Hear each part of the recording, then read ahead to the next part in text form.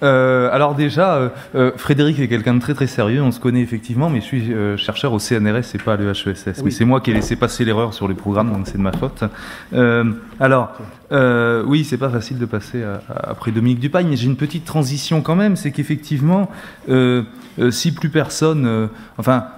on est quand même assez nombreux, faut pas exagérer, mais si on est confronté, si vous êtes confronté quotidiennement à des gens qui ne voient plus cette réalité-là, eh bien, il me semble d'autant plus indispensable de réussir à trouver des mots pour décrire cette réalité-là et la décrire le plus finement, le mieux possible, même si elle vous parle, même si elle est très familière, même si cette familiarité fait que vous en avez une connaissance très profonde.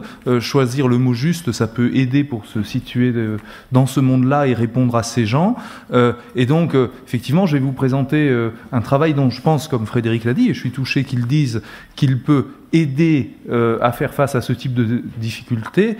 Mais je tiens quand même à préciser que la puissance de ce travail tient essentiellement au fait que je pars d'un concept d'Aristote. Donc j'ai un beau rôle, c'est un rôle de passeur. Et donc ça me permet de dire qu'effectivement, je crois que ça marche très très bien, mais j'y suis quand même pas pour grand-chose. Alors, un point de départ aussi, si vous voulez, un des grands changements du XXe siècle, en fin de compte, notamment dans les pays occidentaux, c'est quand même les bénéfices que nous retirons tous des progrès techniques de la médecine. Et je voudrais que ce soit dit parce qu'en fin de compte, si on oublie de le dire, on peut donner l'impression d'oublier cette réalité-là dont il faut partir aussi et donner l'impression, enfin risquer en tout cas de souffrir du type de polarisation dont parlait Kevin André ce matin, qui font qu'on oppose toujours, alors souvent Care et Cure, il y a plusieurs gens qui, tout en défendant le Care, l'ont fait rhétoriquement, enfin qu'on dit le Care mais aussi le Cure, ou l'inverse d'ailleurs. Bon, donc pour éviter les polarisations, il faut penser les choses d'une façon où on englobe ce qui dépasse la technique et ce progrès technique, et c'est la raison pour laquelle je voulais insister sur le fait que ce progrès technique est essentiel. Alors, mais ce succès de la technique, de la médecine au XXe siècle, à certains égards, en fait, justement parce qu'il a été éclatant, il s'est accompagné d'une très forte difficulté pour penser les limites d'une approche purement scientiste ou purement technique de cette médecine. Et donc c'est ce que vous essayez de repenser ici, et je voudrais essayer d'ajouter la petite pierre aristotélicienne qui permet d'aller un cran plus loin. Cette impensée, si vous voulez, paradoxalement, nuit en fin de compte au personnel soignant parce qu'il occulte les difficultés et la noblesse de leur activité. Je dis cette impensée parce qu'on parle de succès technique et puis en fin de compte ça fragilise l'activité. Claire Georges le disait ce matin en fait en décrivant un cas particulièrement intéressant, les certitudes scientifiques rendent le travail facile. En fin de compte, les médecins aiment la certitude parce qu'on est dans le déductif, et le déductif c'est bien. On sait que si on a une situation très claire, on sait ce qu'il faut faire. Je dis pas qu'il faut pas des compétences, je dis pas que c'est compliqué, mais c'est quand même beaucoup plus facile que de se coltiner à l'incertitude. À l'inverse, donc, les incertitudes sont source de grandes difficultés. Vous connaissez ça mieux que moi, je rappelle quand même, mais parce que ça donne un cadrage à l'ensemble du propos, 3 niveaux possibles, par exemple, de cette incertitude. L'incertitude quant au diagnostic, qui renvoie donc à des difficultés de la clinique, ou y compris d'ailleurs quand on utilise les techniques les plus dures, aux contradictions des informations qu'on peut en retirer.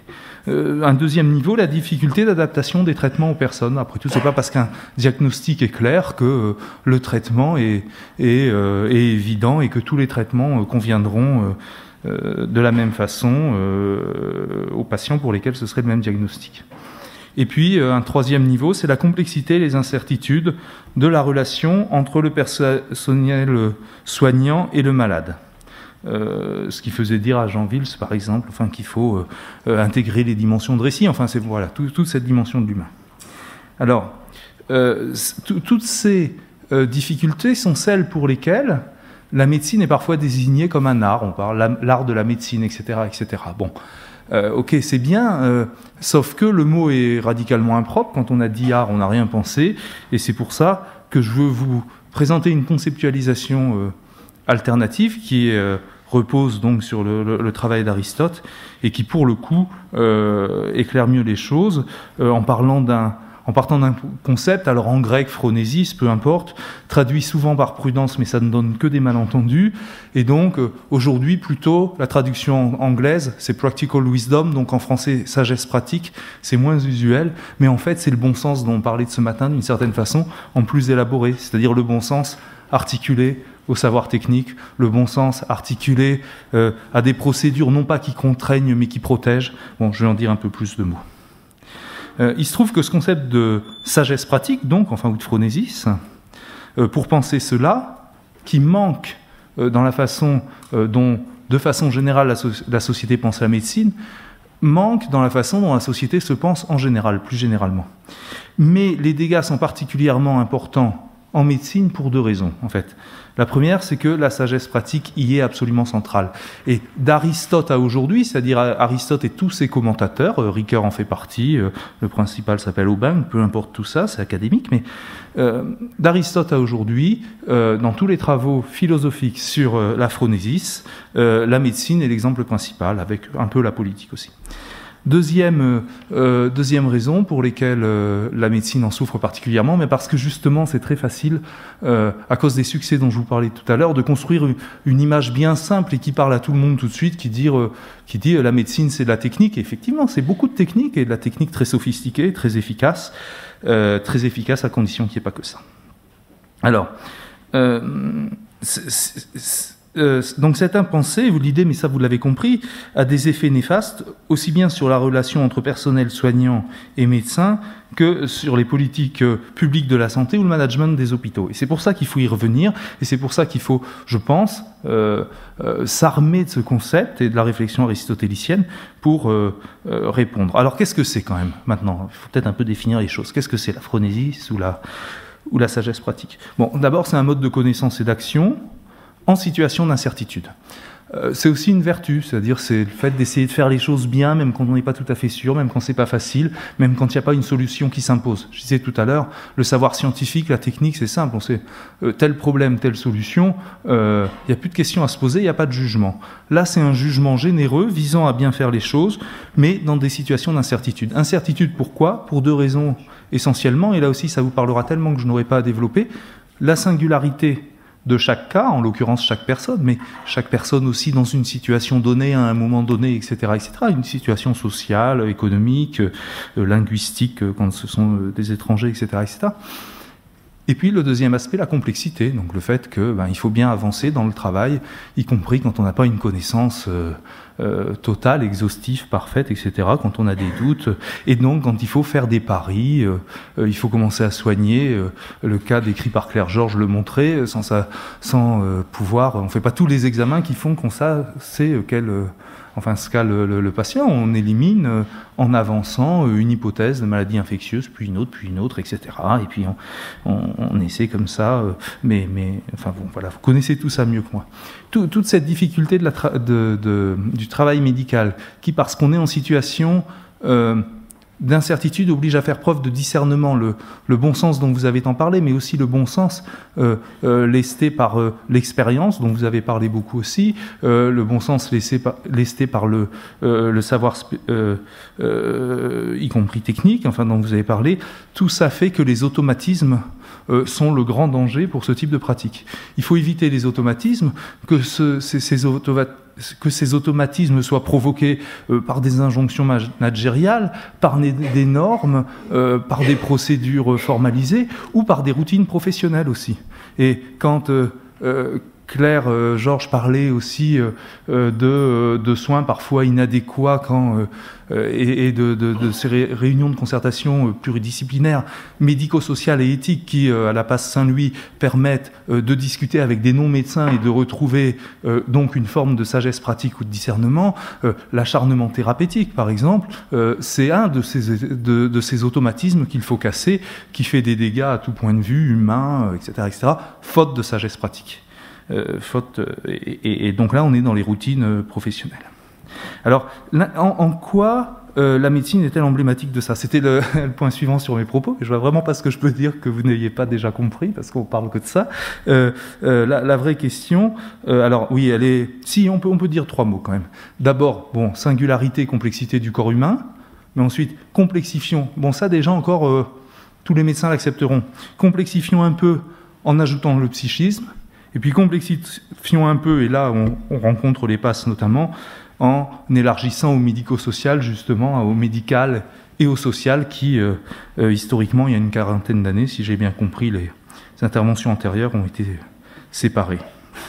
Alors, l'intérêt de ce concept de phronésis, c'est pas de faire de la philosophie, c'est au contraire d'aider à penser de façon extrêmement concrète des conditions de la pratique médicale. C'est-à-dire, on peut s'aider de toute cette pensée-là pour essayer de réfléchir à des conditions pour que le travail reste effectivement, on pourrait dire, donc prudentiel, enfin qu'il permette cette sagesse pratique, et donc répondre à ces injonctions indues qui pensent la technique en termes donc de durcissement, d'automatisme, enfin la médecine, pardon, en termes de durcissement, soit par la technique, soit par la bureaucratie. On peut essayer donc à partir du concept de construire des cadres, de penser des cadres. Alors, quelles sont ces exigences de l'activité que vous connaissez aussi, mais dans lesquelles, enfin, si on avait plus de temps, toute cette réflexion philosophique permettrait de mettre un petit peu plus d'ordre. C'est tout ce qu'on connaît par ailleurs comme entrave à la prudence ou à la sagesse pratique de façon générale. Alors, mais le manque de temps, ça a été l'objet d'une communication ce matin. Toutes les sources d'automatisme, j'en citais quelques-unes tout à l'heure. Toutes les injonctions à la performance, parce que en fait, la difficulté et la noblesse du travail médical, c'est que dès lors qu'on est en situation d'incertitude, bien sûr, on ne peut pas travailler comme si on était en situation de certitude. On ne peut pas être certain de la suite de l'histoire, de la trajectoire de soins, de la relation thérapeutique. On ne peut pas être certain du résultat. On n'est pas dans un monde de prévisibilité. Or, si la sagesse pratique et évacuer des façons de penser les activités médicales et autres dans nos sociétés, c'est bien parce que ces sociétés survalorisent l'objectivité, la prévisibilité et la performance. Donc c'est ici que le fait que Aristote nous aide à penser que la technique, la science ne sont pas le seul rapport rationnel au monde, mais que dans d'autres situations, la vraie rationalité, c'est la sagesse pratique, enfin pas la vraie rationalité, la rationalité adéquate, la rationalité adaptée à ces situations d'incertitude, c'est la sagesse pratique, et bien ça nous aide à penser donc aussi, enfin à répondre à ces injonctions indues qui viennent de gens qui pensent le monde sur un mode technique ou bureaucratique. Ça permet de répondre aussi sur le sujet des évaluations simplistes. Pourquoi on ne peut pas mettre la réalité en indicateur ?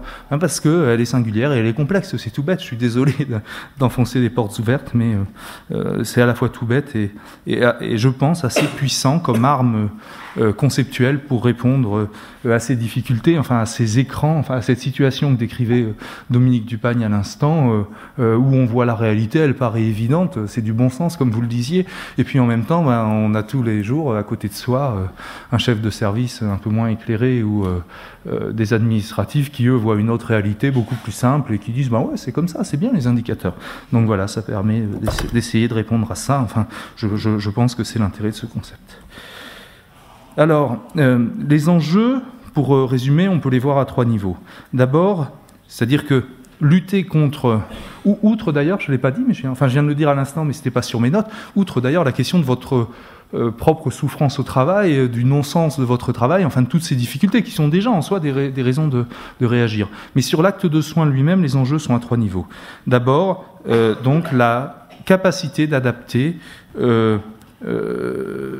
la décision médicale, qui est donc un jugement et pas simplement le résultat d'un raisonnement déductif à partir de connaissances techniques, à la singularité de chaque cas médical.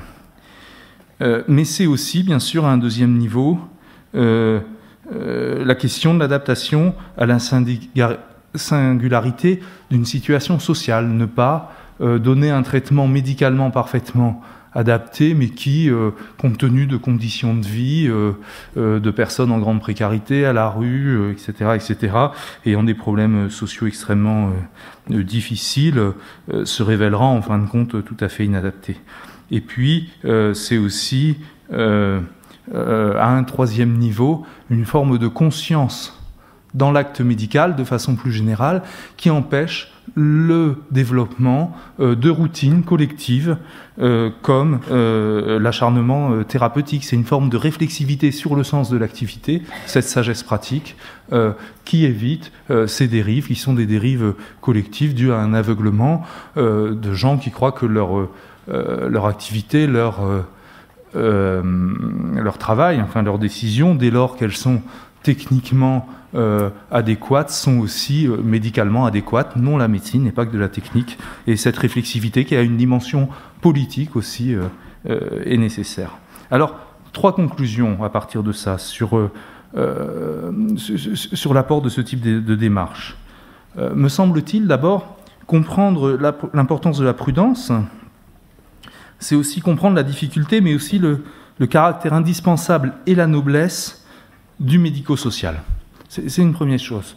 Le médico-social, ce n'est pas une sous-médecine, c'est une médecine qui reprend la complexité de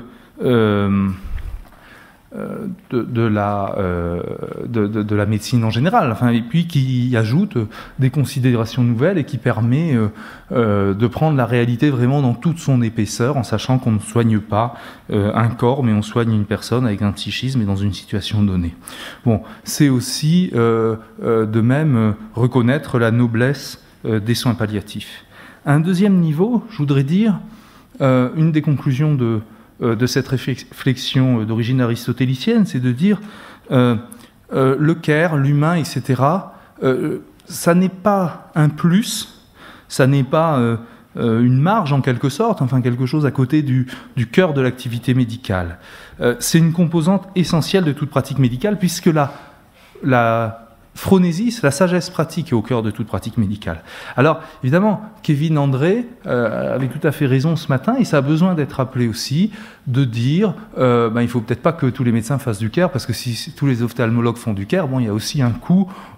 En quoi est-il justifié et qu'est-ce qu'il produit? Donc, c'est-à-dire que, d'une certaine façon, j'aurais tendance à dire, il faut être prudent dans l'usage du terme de care. Et la prudence, elle s'applique à elle-même. C'est-à-dire que la prudence, c'est pas... c'est de bien faire les choses en fonction du cas auquel on est confronté et du type de situation à laquelle on est confronté. C'est pas d'être maximaliste toujours, de passer du temps inutile, etc., etc. C'est du discernement, en fait. Donc, ça permet de réfléchir. Alors, donc ma deuxième conclusion, voilà, pour y revenir, parce que là, c'était une incise, ma deuxième conclusion, c'est de dire, c'est au cœur cette dimension de sagesse pratique, elle est au cœur de l'activité médicale en général, même si effectivement certaines activités, les passes par exemple, permettent de le voir mieux que d'autres, et c'est en ça qu'elles permettent, et c'est aussi une idée de Claire Georges à l'origine, de repenser la médecine de façon bien plus large, enfin au-delà des enjeux des passes elles-mêmes. Ça renvoie aussi à... Enfin bon, voilà. Mais c'est vrai qu'il faut la repenser avec discernement, et le bémol de Kevin André est de ce point de vue très important. Et puis, le troisième élément de conclusion, c'est que mais ça j'ai déjà dit, je crois, c'est en fait que ce concept est tout à fait essentiel pour expliciter tout ce qui, ou je pourrais dire nous, parce qu'on a aussi une administration du CNRS, par exemple.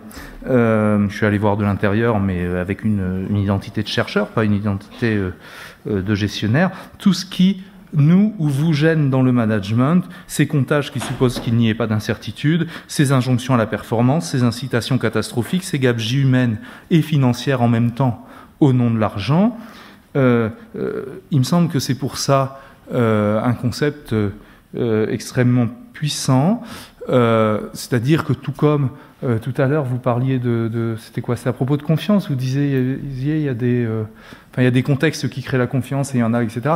Il y a des contextes prudentialisants et des concepts déprudentialisants d'une certaine façon, et c'est sans doute une tâche essentielle que d'essayer de les penser. Si vous voulez, j'écoutais Didier Tabuteau ce matin en me disant il faut croiser le système qu'il décrit, la connaissance institutionnelle qu'il a, etc., etc. Ce concept de prudence et votre connaissance profonde, expérientielle de l'activité. Voilà, je vous remercie de votre attention.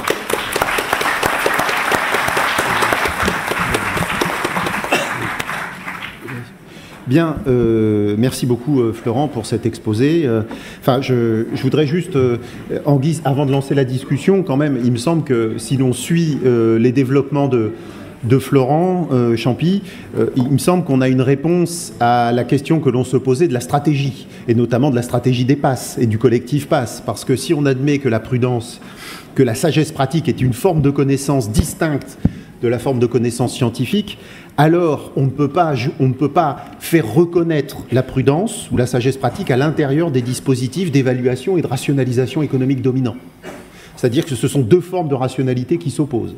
Dès lors, à mon avis, il n'y a qu'une stratégie qui peut être jouée, qui respecte en quelque sorte la spécificité de cette sagesse pratique, c'est justement de réhabiliter la dimension prudentielle de l'activité de soins contre le lead procus gestionnaire et biomédical, sachant que je dirais que la gestion redouble les effets déshumanisants de la biomédecine. Et autrement dit, effectivement, c'est moins de se couler dans les formes d'évaluation de la performance dominante que de faire reconnaître une évaluation alternative de cette performance et donc appeler un changement de paradigme. Donc il me semble que ça a des implications, à mon avis, stratégiques importantes. Voilà.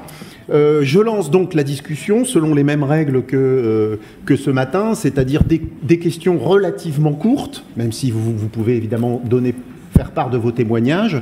Voilà. L'idée, c'est de passer la parole pas trop tard à Roland Gory parce que voilà, des gens commencent déjà à partir et donc ça serait quand même dommage de louper l'exposé final de Roland. Alors, en entendant que quelqu'un se décide dans la salle, j'ai eu grand plaisir à écouter Florent Champy et j'ai noté sa petite digression sur la médecine palliative, la fin de vie et l'obstination déraisonnable. Et je voulais le souligner parce que quand on a organisé cette journée avec Claire et tous les membres en charge de cette journée, que je remercie au passage d'ailleurs, on était très intuitif à l'idée que ce qu'on allait débattre devait sortir de l'espace des passes et que les questions que l'on posait dans les passes interrogeaient le système de santé. Effectivement, moi, quand je vous ai entendu sur éviter les automatismes, la routine, et que nous sommes vus passer vers l'obstination déraisonnable et la médecine palliative, ça me semblait intéressant parce que, en fait, de temps en temps, on dit les passes se parlent entre elles, les passes font un colloque sur leurs passes, et à travers votre éclairage, on a vu quand même qu'on était bien au-delà de ça. Je donnerai un deuxième exemple que celui de la médecine palliative.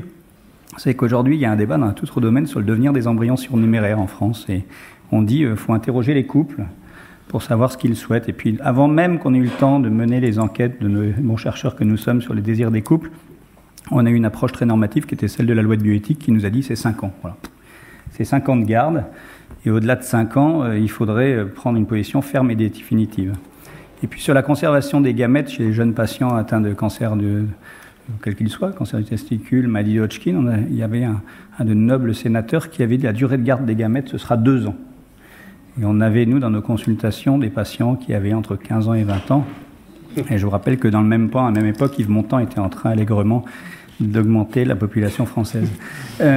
Donc, c'est des illustrations qui vont, je pense, dans le sens de votre propos, que je ramène à des éléments très pratiques, mais qui aussi cette confrontation entre la norme et l'automatisme, et finalement la sagesse pratique que vous avez exposée, je pense qu'elle nous va droit au cœur parce que, et vous l'avez fait avec beaucoup de prudence, la norme est essentielle, mais vous avez posé la question de la transgression.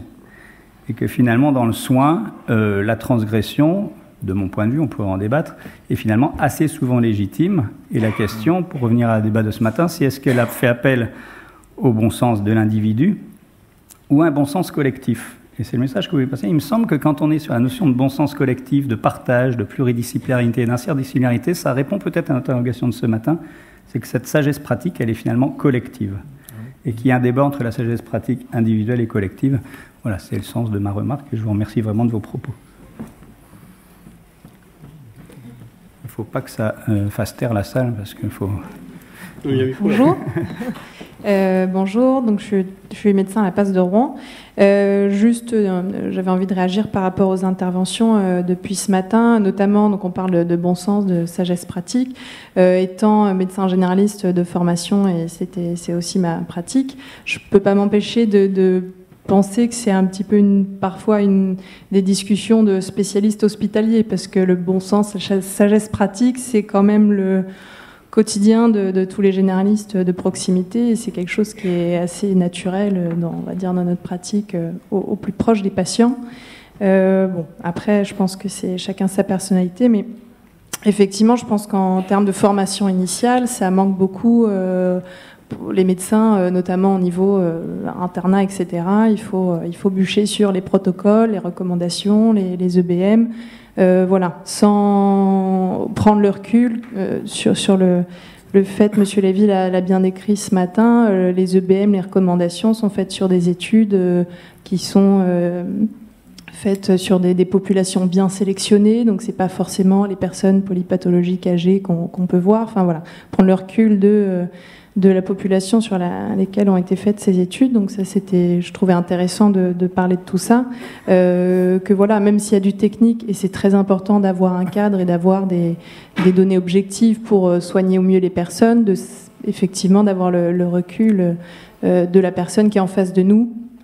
Également, et tout le contexte. Et ça, je trouve que c'est un travail qui est très intéressant dans les PASS, qui pour moi sont vraiment une pratique de médecine générale. Et par contre, ce qui est compliqué à faire en ville, au niveau de la prise en charge de ces patients précaires, au-delà du problème de la couverture sociale, c'est effectivement le temps que ça prend, on a évoqué un petit peu, et les problèmes de rémunération, on voit que c'est un peu la même problématique dans les hôpitaux.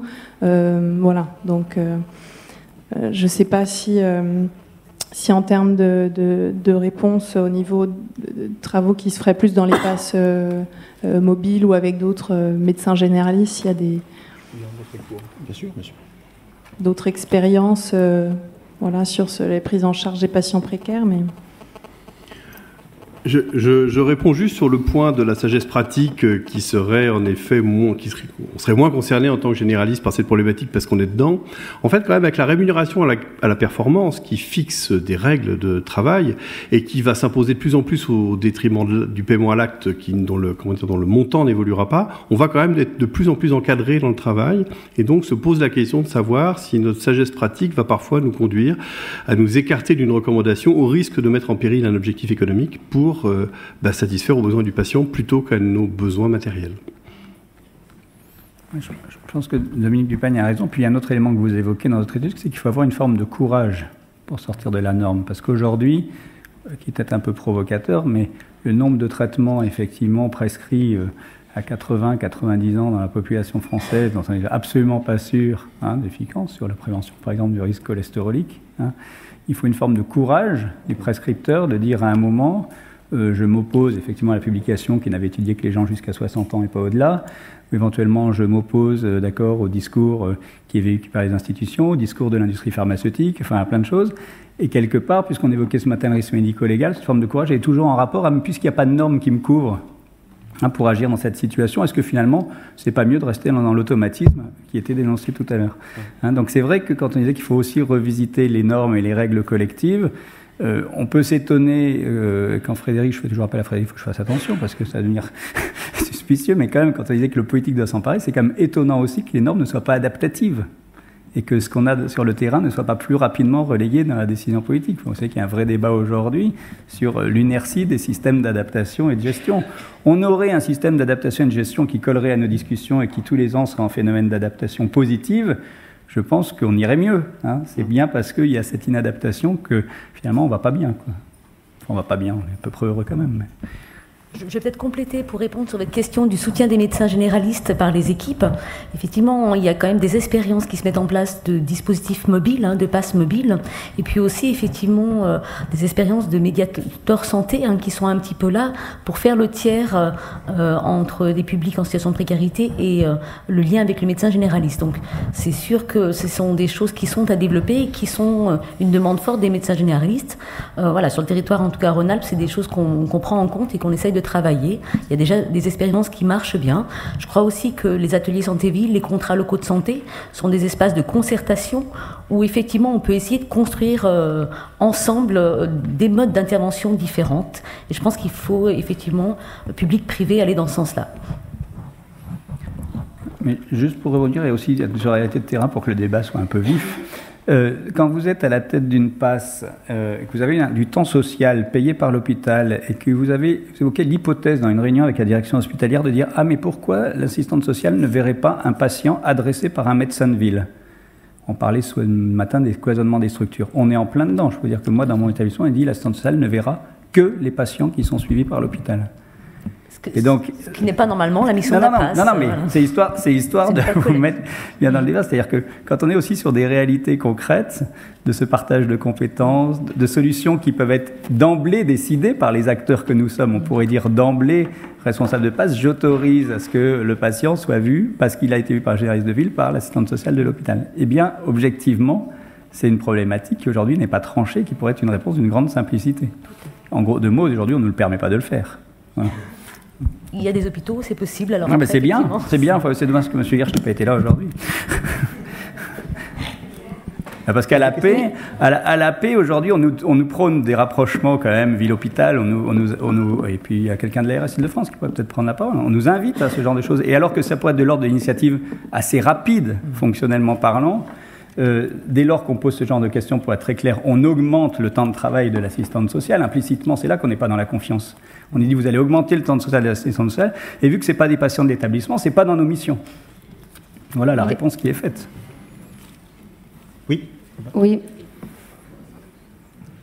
Je dis juste en passant que si les assistants sociaux ne faisaient pas des orientations vers les établissements de soins de suite, ils pourraient peut-être recevoir les patients orientés par les médecins de ville. Ça serait plus dans leur fonction. Mais je dis ça juste en passant. Je vais vous répondre parce qu'il se trouve que je suis assistante sociale dans un service d'urgence, à Angers en l'occurrence, dans une PAS qui est intégrée dans le flux des urgences, et je reçois des patients qui viennent de médecins de ville. Et je ne fais pas d'orientation en SSR. J'en fais jamais. Jamais. La question, moi je voulais rebondir sur la question justement de la norme et du courage. Et la question que je me posais, c'est qu'effectivement il y a des structures qui sont lourdes. Le cadre hospitalier, ça peut être la machine hospitalière, c'est quelque chose de lourd. La norme, elle me semble nécessaire, comme disait Godard dans un livre, hein, c'est quand même la marge qui tient les pages, mais sans les pages, il n'y a pas non plus de marge. Enfin, je vous renvoie aussi à l'allégorie de la caverne. La question que je me posais, c'est ce qui fait une pratique bienveillante, même si on a conscience de la norme, même s'il faut quelquefois, je rejoins ce que vous disiez, un certain courage. La question que je me pose, c'est si le principal, enfin l'essentiel, le fondamental, c'est pas l'éthique finalement. L'éthique personnelle et l'éthique institutionnelle. Et je trouve que c'était pas trop présent dans le débat. Pourtant, le courage rejoint cette question-là. La question m'est pas spécialement adressée, mais je veux bien essayer de répondre quand même peu. En tout cas, d'apporter un élément. L'éthique n'était pas très présente, effectivement. D'une certaine façon, elle était là quand j'ai dit que, alors de façon furtive, certes, et trop furtive, quand j'ai dit que la sagesse pratique est un mode de connaissance et d'action et aussi une vertu. Une vertu en ce sens qu'il s'agit d'éviter des inconvénients, d'un travail trop vite fait, d'automatisme, etc., etc. Enfin, il s'agit de se projeter dans un futur à partir d'une connaissance du concret, parce qu'en fin de compte, c'est rien d'autre non plus que la prise en compte du concret dans son épaisseur, avec ses difficultés, à partir d'une prise en compte du concret pour éviter des inconvénients, donc aux malades, mais aussi au système de santé, des dépenses inutiles, etc., etc. Alors, ce que je crains, c'est qu'on ne puisse pas, justement, et c'est là que le concept de prudence est intéressant, on ne puisse pas tout formaliser. On ne peut pas tout formaliser. C'est-à-dire que si on commence à essayer de formaliser l'éthique, ça va être compliqué aussi. Alors il y a des règles, il y a des réflexions, c'est absolument indispensable, ça augmente la connaissance et les acteurs dans certains milieux on dirait s'en équipent, enfin s'en saisissent, s'en nourrissent pour améliorer leurs pratiques, pour faciliter leur travail, mais faciliter dans le bon sens du terme, c'est-à-dire rendre plus facile un travail de qualité. Mais le rapport à la norme, la difficulté qu'il pose, c'est qu'on pourrait tout à fait imaginer des normes qui visent à rendre le travail plus prudentiel. Enfin, je dirais même il faut le faire. C'est-à-dire, effectivement, des normes de réflexion pluridisciplinaire, des normes de dire, voilà, on reste pas dans des cénacles étroits, on vérifie un certain nombre de choses, donc effectivement, des normes visant à créer du collectif. Mais dès qu'on le normalise, dès qu'on le durcit, dès qu'on va trop loin, ça devient à nouveau une routine, c'est détourné, et ça ne produit pas ce qui est de l'ordre du spontané que décrivait Dominique Dupagne autour de la machine à café pour ses techniciens de maintenance de photocopieuses. Et donc, la difficulté qu'on a, quand on part du concept de prudence, c'est à la fois de ne pas refuser les formalisations, de ne pas refuser tout ce qui est technique. Je ne crois pas qu'on puisse rejeter en bloc l'evidence-based medicine, par exemple.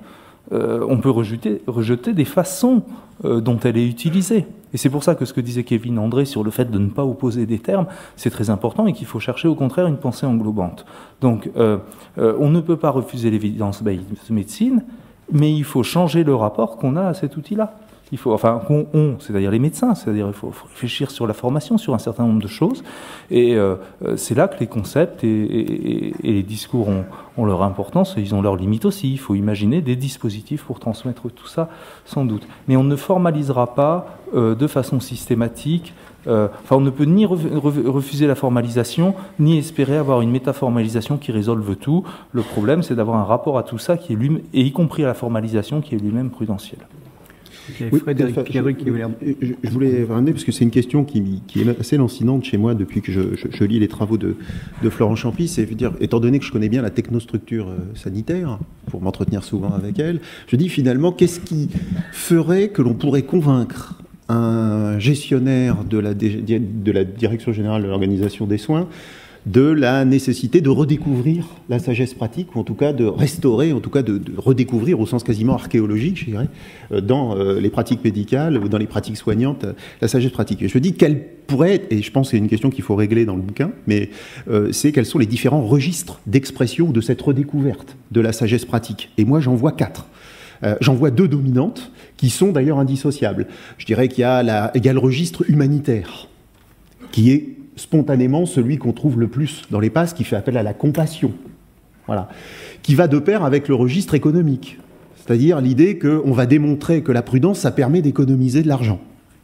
Je pense qu'on en a parlé ce matin. Et puis il y en a 2 autres. Un qui est monté en puissance depuis les années 80, c'est le registre éthique. Effectivement, d'exprimer cette prudence dans le cadre de l'éthique, avec toujours le danger de l'éthique comme pour la qualité. C'est-à-dire que le discours éthique devienne un discours autoréférent pour éthiciens ou spécialistes de l'éthique. C'est-à-dire, en gros, un discours qui s'autonomise des pratiques, et qui devient une espèce de précaré de spécialistes. Et puis, il y a le registre politique. Alors, politique au sens noble, et Florent n'a pas eu le temps de le situer, mais il dit, si finalement les professionnels sont si enclins à s'engager dans l'espace public, c'est parce que dans la dimension de la sagesse pratique, il faut qu'ils arbitrent entre des finalités contradictoires, et donc, intrinsèquement, l'activité prudentielle est une activité politique au sens noble, pas politicienne. Et il me semble qu'il ne faut pas oublier cette dimension. Alors, les 3, humanitaire, économique et éthique, pour moi, sont dépolitisantes. C'est-à-dire qu'en quelque sorte, elles n'interpellent pas le collectif, comme nous en faisait l'injonction Didier Tabuteau ce matin. Et donc, je pense qu'effectivement, de poser aussi la question dans des termes politiques, c'est-à-dire, mais pas gauche-droite, politique au sens d'organisation de la cité, etc. Bon, eh bien, ce registre politique interpelle justement les contextes. On a parlé ce matin de l'empathie. Il y a des contextes qui sont propices, avec Kevin André, actif à l'empathie, et il y a des contextes qui sont défavorables à l'empathie. Il me semble aussi, tu l'as dit très bien, qu'il y a des contextes prudentialisants et des contextes déprudentialisants. Donc, ce qui me semble important, c'est de jouer sur l'ensemble des palettes ou des registres d'expression de cette sagesse pratique, mais de ne pas oublier justement le registre politique, étant entendu que la politique a très mauvaise presse dans nos sociétés actuelles. Okay. Dominique Dupagne qui voulait réagir, et après il y a... On a parlé d'évidence basée de médecine, cette médecine fondée sur des preuves. La sagesse pratique est un des 3 piliers de l'évidence basée de médecine. Premier pilier, les données de la littérature. Deuxième, l'expérience du médecin, qu'on pourrait appeler sagesse pratique. Et troisième, les préférences du patient. Donc, elle est déjà intégrée. Et Sackett, qui vient de mourir, fondateur de l'EBM, a dit « Le jour où on transformera l'EBM en recette de cuisine, je monterai sur les barricades avec ceux qui voudront lui foutre le feu. » Donc, on n'est pas dans quelque chose, l'EBM n'est pas un ensemble de recettes à suivre pour travailler. Et c'est pour ça qu'il est important de remplacer les normes par des valeurs. Les valeurs donnent de la souplesse, donnent de la possibilité de trouver une solution qui n'est pas préétablie à l'intérieur de la norme. Et je terminerai avec Frank Zappa, qui n'est pourtant pas un philosophe, et qui disait « Sans écart à la norme, il n'y a pas de progrès ». Et c'est tellement vrai que je trouve que c'est une belle phrase. Oui, je voudrais rebondir sur ce que vient de dire Dominique Dupagne, et pour rappeler qu'en matière d'organisation du travail, la meilleure façon pour des travailleurs de bloquer une entreprise, c'est d'appliquer toutes les normes. Ça s'appelle la grève du zèle. Donc voilà. Donc heureusement qu'en permanence, pour que le travail soit souple et coulant, nous transgressons les normes qu'on nous impose. C'est toute la différence entre le travail prescrit et le travail réel, qui seul permet d'adapter les normes aux réalisations pratiques du travail. Sans ça, ça s'arrête et ça se bloque. C'est bien, d'ailleurs bien ce qu'on voyait dans les hôpitaux magnétiques, justement. Hein, c'était ça, la souplesse. Mais elle est là en permanence, de façon rusée, heureusement. Oui, mais à la différence qu'aujourd'hui, cette transgression de la norme est une charge mentale dans le travail. C'est-à-dire qu'il y a une telle pression au conformisme que, effectivement, transgresser la norme, c'est toujours de la culpabilité, la peur de mal faire, la peur, etc. Tandis que si on reconnaissait la dimension sagesse pratique des pratiques professionnelles, cette transgression ne serait plus source de culpabilité et de charge mentale, mais serait plutôt quelque chose de l'ordre de l'épanouissement professionnel. Donc je pense qu'il y a une vraie différence dans le contexte sur le référent de... Mais ce qu'on peut se demander quand même, c'est si le management hospitalier n'a pas du retard maintenant sur le management industriel. Ah ben c'est clair. Bon. Ouais. Ou de l'avance. Je suis ici. De l'avance.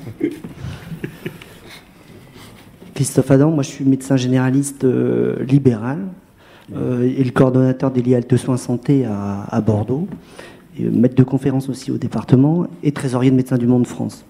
Tout ça pour vous dire que moi ce que j'ai entendu là, depuis ce matin, en fait c'est beaucoup la parole des patients, bon, bien sûr à travers les passes, mais c'est les mêmes sur les lits de soins santé, sur les lames, dans les casos, dans les XAPA, dans l'ensemble des dispositifs médico-sociaux. En fait, j'ai vraiment le sentiment que c'est la parole, on a été les relais, vous avez été les relais, des soignants de la complexité, des soignants de la proximité face à la complexité. Et ma question et ma remarque, plutôt ma remarque et ma question, c'est de se dire que si on regarde un petit peu de point de vue historique, c'est que les grandes poussées ou avancées en santé publique, elles ont été portées par les patients, par le sida, par le cancer, par les aidants dans la maladie d'Alzheimer, peut-être demain sur les familles de malades souffrant de maladies mentales. Donc ce qu'on entend peut-être, alors après c'est peut-être mon espérance de militant, c'est de se dire que peut-être que le prochain plan santé, ça sera un plan de la santé des plus vulnérables. Donc est-ce qu'on aura cette occasion-là de voir ça apparaître dans les prochaines échéances électorales? Est-ce que la question du plus vulnérable dans notre système de santé sera reposée? Et je me dis que pour ça, il y a deux exigences. Le premier, c'est, vous l'avez dit d'une certaine manière, c'est refaire de la politique. Et la politique, c'est du dialogue. C'est du dialogue entre les soignants et les soignés, entre des conceptions de société. Et on a tous les outils aujourd'hui pour animer ce dialogue si on veut être les porteurs de ce dialogue. Donc à mon avis, c'est tout le débat de se réapproprier les questions de santé, du moins l'utopie de 45 peut-être aussi. Donc faire de la politique de santé, mais pas de la politique uniquement de santé publique ou d'organisation d'un système de santé. Et après, le deuxième élément, à mon avis, qui me paraît central, c'est lorsque vous connaissez tous la pyramide de Kayser, c'est-à-dire d'une certaine manière, on a beaucoup investi sur le deuxième niveau. Pourquoi ? Parce qu'on a construit des hôpitaux, on a fait du béton, on a vendu des médicaments, de la technique, et on a très peu investi sur le premier niveau, qui était le classique de la prévention, et le troisième niveau de la complexité.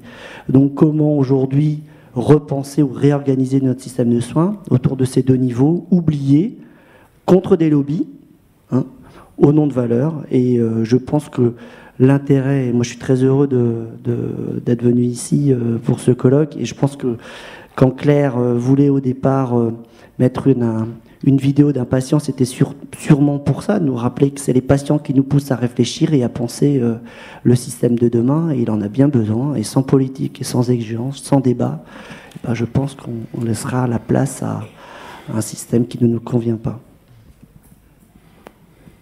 Voilà, ça vous tasse.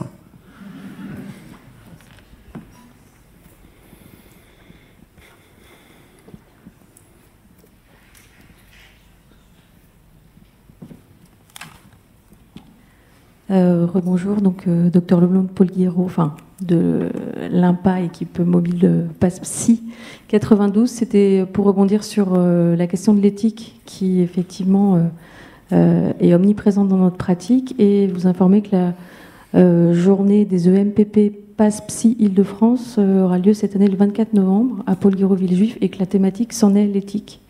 Donc vous êtes tous cordialement invités. C'est des EMPP PASPSI, mais bien entendu, on travaille avec les gens tout entiers et pas juste leur psychiatrie ou leur psychologie.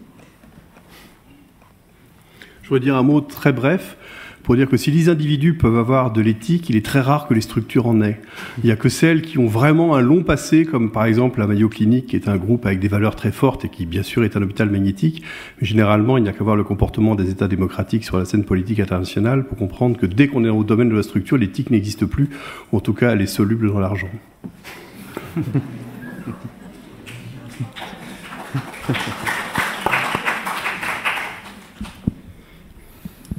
Bon. Est-ce que vous avez d'autres questions?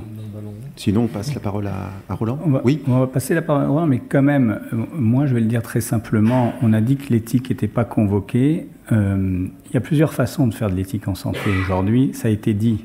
Il y a les imprécateurs. Et dans les imprécateurs, il y a ceux qui ont monopolisé ce qu'on appelait le champ de l'éthique alibi.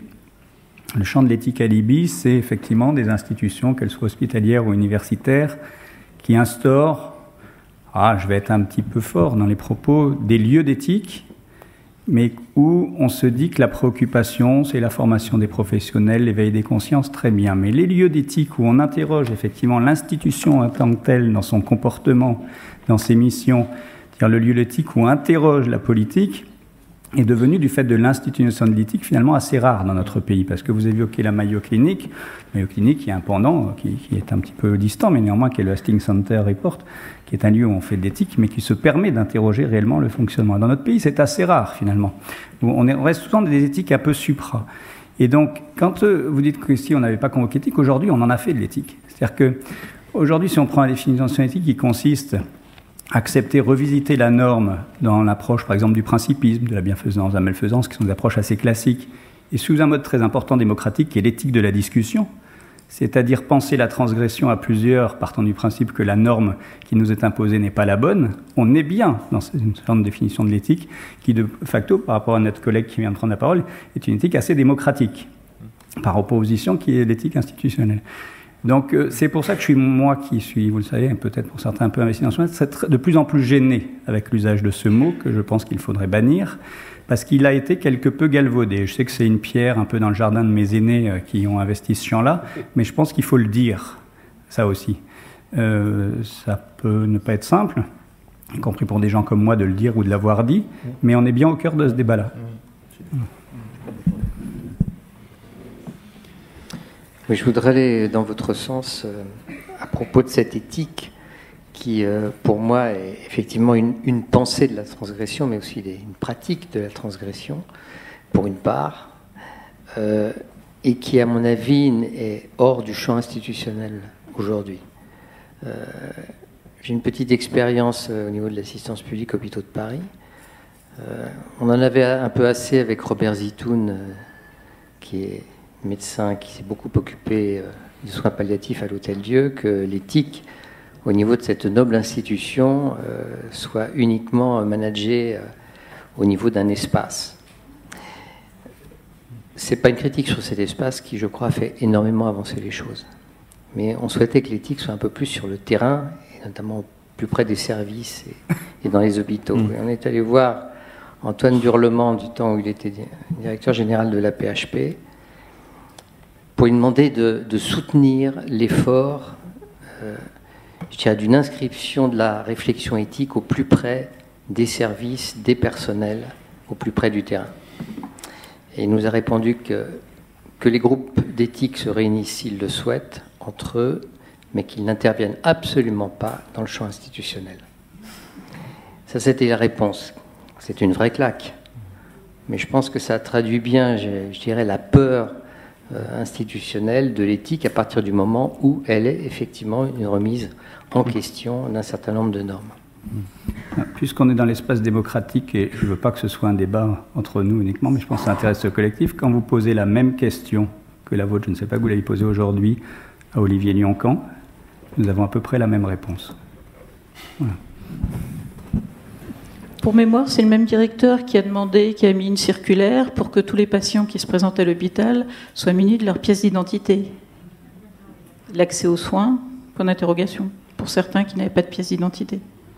Et la difficulté pour les personnels de se trouver confrontés à ce qui entraîne tous ces burn-out, c'est effectivement d'être obligé de demander des documents pour des gens qui vont mal et qui ne peuvent pas les fournir. C'était aussi une époque. Bien, comme je vois... Ah oui, mais d'accord. Encore une question, oui. Attendez le micro, à vous donner le micro.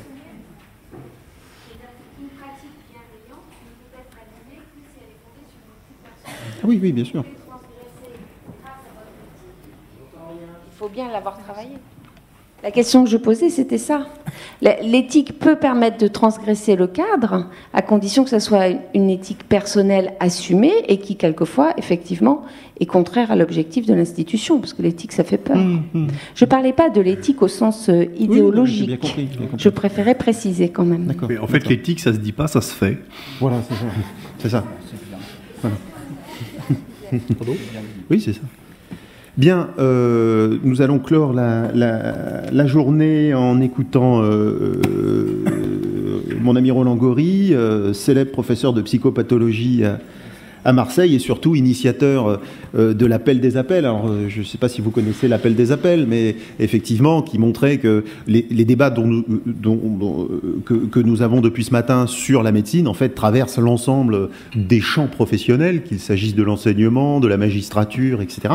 Donc, de la recherche, et j'en passe, c'est-à-dire tous ces champs où, effectivement, la question de la sagesse pratique et du discernement se pose face à la bureaucratisation de l'environnement de travail, face à l'augmentation des cadences, face à la protocolisation à outrance, etc.